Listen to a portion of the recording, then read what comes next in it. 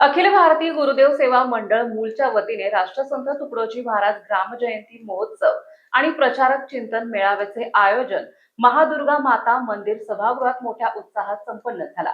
या कार्यक्रमाचे उद्घाटक मूलच्या नगराध्यक्ष एकता समर्थ यांच्या हस्ते करण्यात आला। या कार्यक्रमाला लक्ष्मणराव गमे, गुरुकुल मोझरी प्रमुख अतिथी दत्ता हजारे, रतनमाला भोयर, जिल्हा प्रचारक सूरज चौधरी, मदनराव ठेंगे, दादाजी नंदनवार, राकेश रतनवार, प्रकाश समर्थ, ज्योती चटारे आदी मान्यवर उपस्थित होते। या कार्यक्रमाची सुरुवात राष्ट्रसंत तुकडोजी महाराज ज्ञानसमाधी प्रार्थना मिरवणुकीने करण्यात आली। सोबत गजानन वडगावकर यांचा संच यांनी अभंगवाणीचा सुंदर कार्यक्रम सादर करून राष्ट्रभक्तांना मंत्रमुग्ध केले। तर चंद्रपूर, एरगाव, पिपरी, दीक्षित, शिरूर, गदिसुर्ल, पंढरी, कोकेवाडा येथे भजन मंडळींनी भजने सादर केली। राष्ट्रसंतांच्या विचाराने गावात सुख शांती लाभते असे उद्घाटनपर मनोगत एकता समर्थ यांनी व्यक्त केले।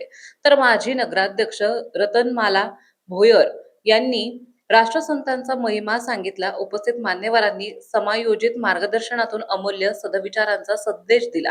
यावेळी राष्ट्रसंत तुकडोजी महाराज ग्रामजयंती महोत्सव पर्वानिमित्त ग्रामगीता पुस्तकाचे काँग्रेसचे महासचिव संतोष सिंग राऊत यांच्या हस्ते वितरण करण्यात आले।